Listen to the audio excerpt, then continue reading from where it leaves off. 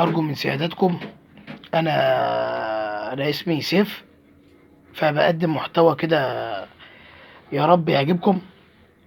محتوى كده يعني لسه قناتي بتبتدي. تمام. فيا ريت يا ريت كل اللي يشاهد الفيديو تمام يدعمنا باللايكات ويدعمنا بالمشاهدات ويشترك في القناة، ماشي، وفعل زر الجرس للمزيد. فأنا دلوقتي هقدم لكم محتوى تربية الحمام، ماشي، يا رب يعجبكم، يعني هو حاجة كويسة، يعني حاجة هتعجبكم. تمام.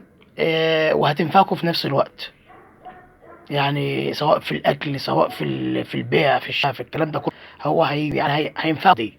بعدين بسيط جدا، واكله بسيط جدا. انا النهارده هعرفك ازاي تربهم، وازاي يعني الاكل اللي بياكلوا ايه، وازاي تربيته، وازاي كده يعني. رب يعجبكم. فممكن تبتدي مثلا بتمن حمامات، 10 حمامات، 5 حمامات. تمام. يعني لو جبت اتنين مثلا، اتنين دكوية، كل مشروم. تمام. وفي ال15 اللي يفقسهم يعني في شهر، ممكن قليل زي الفل. تمام. وعايز بقى ان تاكل منه تاكل، عايز تزود عندك ماشي، مفيش مشكله خالص. تمام. وبعدين تربيته بسيطه جدا، يعني اوضه فاضيه. الموضوع كله كام صفيحه عنهم، ماشي. طبعا انت هتقول لي يعني كام صفيحه، ولو عيشه صغيره ولا حاجه هتعلقهم على الحيطه. تمام. بعد ما تعلقهم على الحيطه، ماشي، بعد ما تعلقهم على الحيطه كام صفيحه، ماشي، زي ما انتم شايفين كده. تمام. هتحطوا في قلبهم شويه قش في قلب الصفيحه، وفي الثانيه نفس الحكايه، في الثالثه نفس الحكايه، الرابعه نفس الحكايه. تمام. وادي ال5 نفس الحكايه. ولو في عشه صغيره عشان خاطر السقعه ولا كده، هما بيخشوا من نفسهم يبيتوا فيها. تمام. هتقول لي طب انت ازاي دلوقتي اوضه دلوقتي مفتوحه وفيها شباك دلوقتي اهوت مفتوح؟ تمام. هقول لك ايه، اقول لك انت تقصقص الريش بتاعهم. هتمسك كل حماميه من قدام، من ريشها، من قدام جناحاتها. تمام. هتروح جاي قاصصها عشان ما يطيروش. تمام. وتسيبهم براحتهم، لان الحمام ما بيحبش الخنقه، يعني بيحب انك ياخد حريته. تمام. يمشي، ياكل براحته، يعمل براحته، يحاول يطير، ما بيحبش الحبسه. انا سايب له العشه مفتوحه زي ما انتم شايفين. تمام. عايزين يخشوا جوه يتدفوا، يقعدوا جوه في العشه براحتهم، عايزين يقعدوا في قلب الصفيحه، ماشي، هما بيحبوا الصفيحه والصفيحه هم يتجمعوا مع بعض. تمام. ويخشوا في قلب الصفيحه مثلا، يتدفوا جوه في قلب على القش. تمام. يخشوا في العش براحتهم يعني. تمام. بالنسبه للاكل بتاعهم، الحمام بيحب ما بيحبش الخلطه بتاعت الحمام ولا الدشيش ولا الكلام ده. بيحب البذور اللي هي ايه، الماده اللي هي اللي فيه بذر كده، اسمه اكل الحمام، ده معروف ده. يعني الاكل بتاعه ده جميل جدا، يعني هما بيحبوا اصلا الحاجات دي. وبيحبوا مثلا ممكن ايه، يعني شويه طماطم متقطعه، شويه خس متقطعين ياكلوهم مثلا مع النبي، شويه جزر متقطعين خالص متفرفتين، خيار. هما بالحاجات ديت بيحب مع الاكل اللي بيتحط. الميه نفس الحكايه. تمام. تغير لهم ميه، ولما تيجي يعني لما تيجي مثلا تغير لهم الميه بتاعتهم. تمام. الميه اهيت، ماشي، هتاخدها تروح جاي مغيرها. تمام. تروح دلقها كويس، وتروح جاي ايه بالراحه كده. تمام. تروح جاي فاتح الحنفيه بتاعتها، ماشي، تروح جاي فاتح الحنفيه. تمام. ومالي الميه، تغسل تشطفها كويس كده اهو، ماشي، وتدلقها. وبعد كده تملى لهم على نظافه، تملى لهم الميه على نظافه. معلش عشان انا ماسك التليفون بالايد التانية بصور. تمام. انت بتملى لهم دلوقتي الميه اهي، ميه نظيفه، ما بيحبوش الحاجات الوسخه، هم بيحبوا الحاجه النظيفه.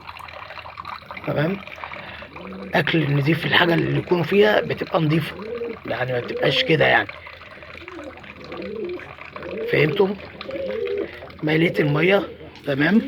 بتروح جاي ايه حاطط لهم الميه نظيفه. تمام. معلش اقفل الحنفيه. فالموضوع كله بسيط جدا، يعني الموضوع بسيط جدا، يعني ده لتربية الحمام، ده للمبتدئين، يعني ده للناس اللي هي عايزة ايه، يعني غاوية الحمام وتربيته ولا أكل الحمام. يعني طبعا شعب مصر كله بيموت في الحمام وأكله. تمام. فالموضوع كله تمام بسيط جدا، بسيط جدا، يعني مش مكلف يعني قد كده. هو الحمام اللي هتشتريه وخلاص، تمام. هم بيحبوا الميه، يشربوا ميه نظيفه، تمام. والاكل انا لسه هحط لهم اكل، لسه هجيب اكل واحط لهم، واعرفكم برضو الاكل اللي ايه، الاكل اللي هم بياكلوه ايه والكلام ده كله، تمام. وان شاء الله قريب هعمل لكم فيديو تاني برضو عن بقيه ايه، بقيه الحمام بيعوزوا يعني، عشان تبقى انت ماشي مظبوط. وفي حاجة تانية عايز اقول لكم عليها من ناحية برضه تربية الارانب. حتى انا اكترية شعب مصر ما بيحبش الارانب، اكل الارانب. بس بالنسبة لتجارته جميلة جدا.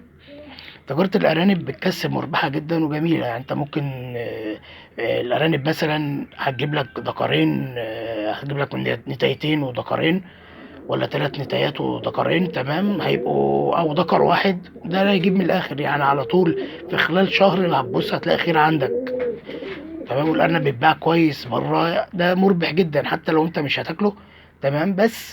بس يعني بيكسب يعني ومن ناحيه اكله جميل، بس اللي يدوقه بس. تمام. هعمل لكم برضه فيديو عنه، عن طريقه اكله، عن طريقه تربيته قريب برضه، الفيديو الجاي ان شاء الله بعون الله. بس ارجو منكم انكم تدعموني يعني في بالاشتراكات واللايكات والحاجات ديت على اليوتيوب، عشان ربنا يكرمنا بعون الله، تمام.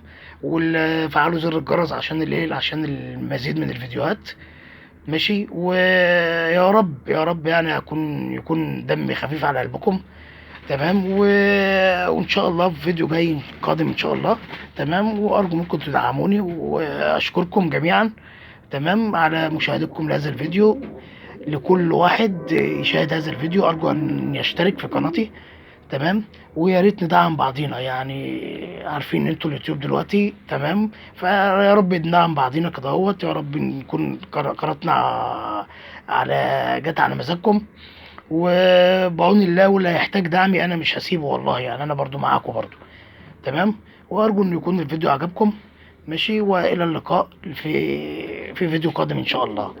السلام عليكم ورحمة الله وبركاته.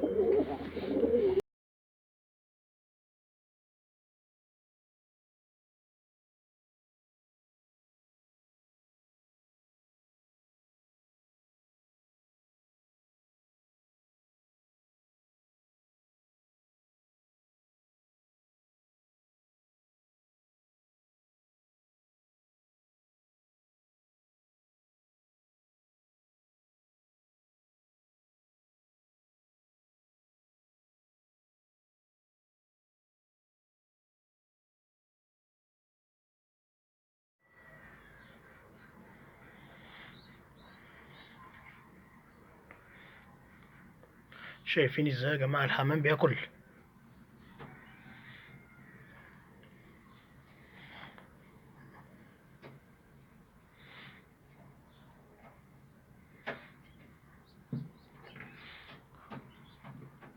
اللي انتوا شايفينه ده يا جماعة رز، رز مطبوخ عادي، وجرجير وخس متقطعين، تمام. تحطوا لهم ياكلوه. ده كله غير العليقة والذرة العوجة اللي هم بياكلوه بتاعهم، تمام. ده اكل الحمام المغذي اللي يسمنهم يا جماعة، غير الذرة والدشيش الناعم، تمام. فلازم ان انتوا ايه،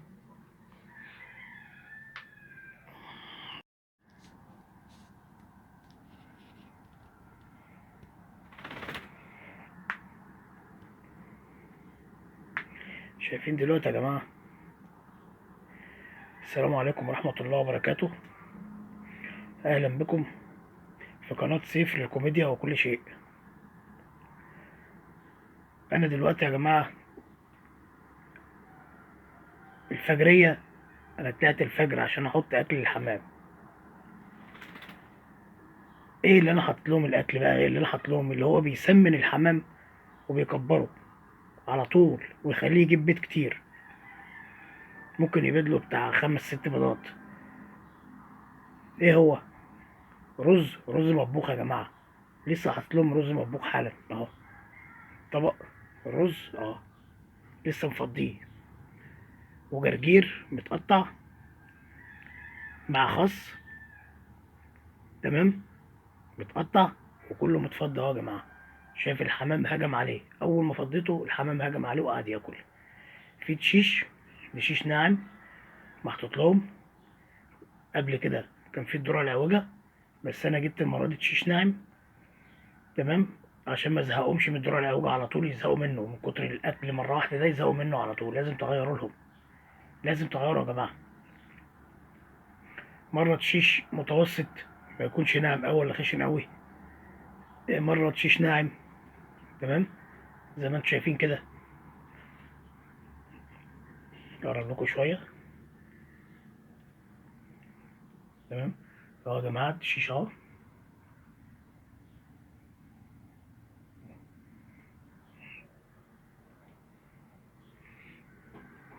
زي ما انتم شايفين.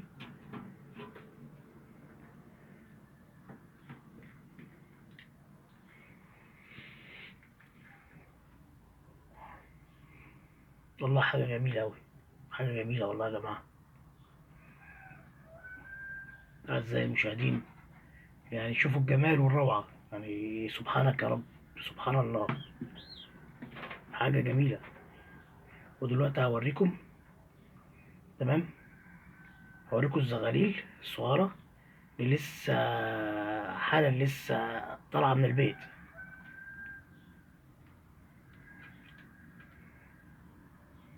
شوف كده قدامهم الأكل من أنواع. بصوا يا جماعة الأكل أنواع قدامهم.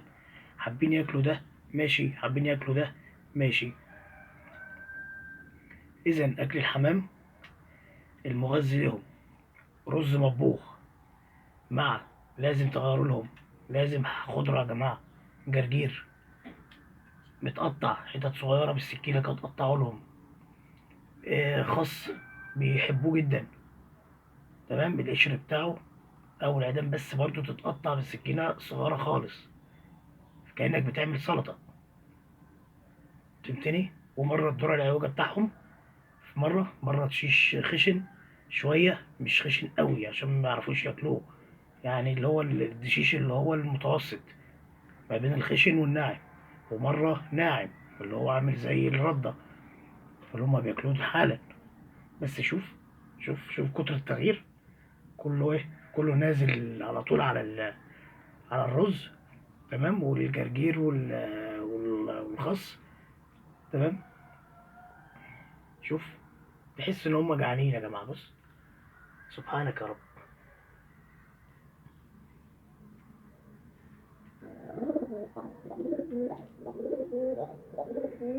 اهو، اهو الدكر هيغازل اهو. كده الدكر بقى كان اللقمة الحلوة. تمام. اللي هو عايزها. ودلوقتي هيغازل الحمام اهو عشان يخشوا الصفيحة. هيجيبوا لهم المرة دي يا جماعة 5 بيضات ولا 6 بيضات. 5 زغاليل أو 6 زغاليل، وهصورهم لكم. هصورهم لكم المرة الجاية. حاجة جميلة جدا يا جماعة وتحفة.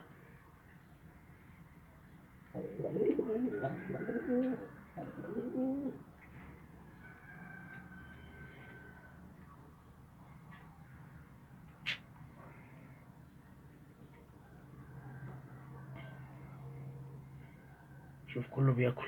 مع ان الحمام يا جماعة بيخاف، يعني ما بياكلش قدام حد. بس طالما صاد فيك الحمام وفي المكان اللي هم بيحبوا يقعدوا فيه، عمره ما هيسيبك. يعني حاجة، بصراحة حاجة جميلة يعني. شوف، شوف بياكلوا قدامي ازاي. يعني شوف هم كانوا قدامي ازاي. ما بياكلوش قدام حد كده. بعد الأكل يستنوا لما تمشي.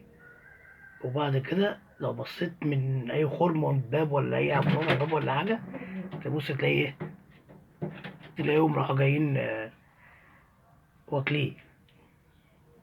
وبعد ما يخلصوا أكل الرز وجرجير، المية قدامه ميت، هيجوا عليها ويبلعوا.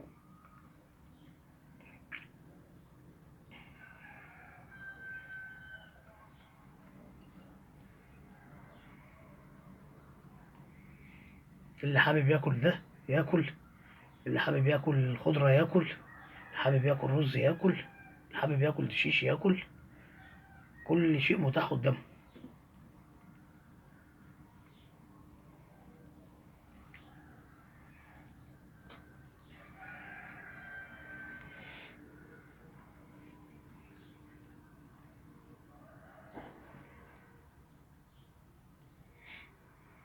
متع عينيك، متع عينيك يا جدعان، متعوا عينيكم واعرفوا اكل الغذاء بتاع الحمام ايه.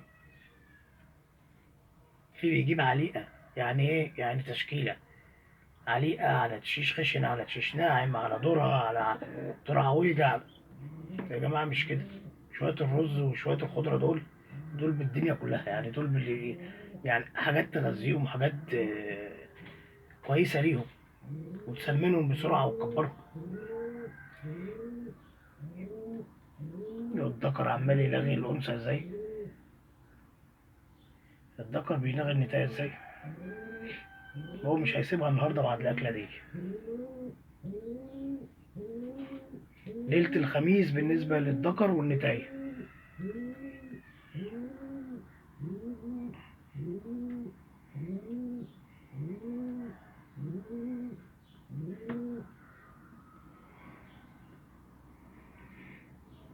يا سلام.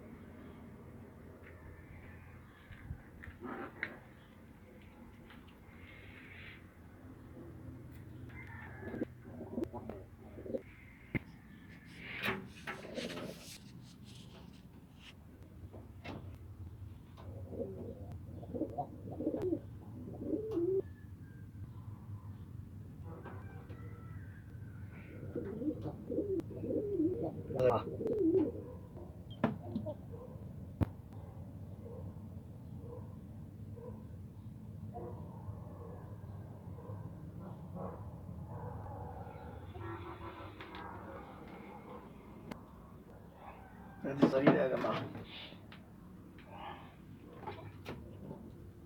هنا مفيش حاجة، وهنا يا جماعة هنا في برضو حمامة بيضة، تمام، نتاية بيضة وبرضو ايه، وراقدة على البيت.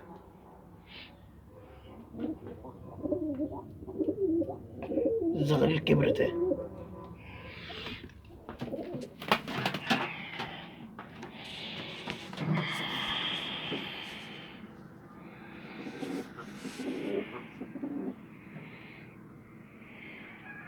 لما بعدت بعد التصوير، بعد ما بعدت رجعوا ياكلوا تاني، لانهم جعانين، يعني هم اصلا جعانين يا جماعة، هم جعانين. شوفوا اوريكم الزغاليل، زغلولتين دول طالعين من كام يوم، يعني كبروا بقى بسم الله ما شاء الله، تمام. والبيضة والحمة التانية راقدة على البيض التاني، وكله بص كله نازل ازاي، كله جعان برضه لسه بياكلوا ازاي. يعني في الشوية اللي انا قعدتهم معاكم دول اللي صورت فيهم الفيديو دول، خلصوا الاكل اللي موجود، يعني الرز اللي حطوا لهم والحاجات دي كلها خلصوهم، سابوا الشيش ناعم والكلام ده كله. لو كان في ذرة ولا في اي حاجة تانية كانوا هيسيبوه برضه عشان ياكلوا ده. ليه؟ لانهم بيحبوا التغيير، مش هينفع تاكلهم حاجه واحده على طول، هيزهقوا. انت ما ينفعش تاكل كل يوم طقه واحده ولا اكله واحده على طول كل يوم، ما ينفعش، لازم تغير، هتزهق. هما كمان نفسك زيك بالظبط، عايزين التغيير، بيحبوا التغيير. وعلى فكره بيحبوا الاكل النضيف، يعني الميه دايما تكون نضيفه قدامهم متغيره، ما يشربوش من حاجات وسخه. تمام. لازم تهتم بالحاجات دي كويس. وارجو ان يكون الفيديو عجبكم المره دي، تمام، وعرفت ان انا اشرح لكم حاجه عن تربيه الحمام. تمام. ويا ريت يا ريت تشتركوا في القناه وتفعلوا زر الجرس للمزيد، لكل جديد. تمام. ويا ريت بقى الكومنتات واللايكات تكون حاجه كويسه ان شاء الله يعني. واتمنى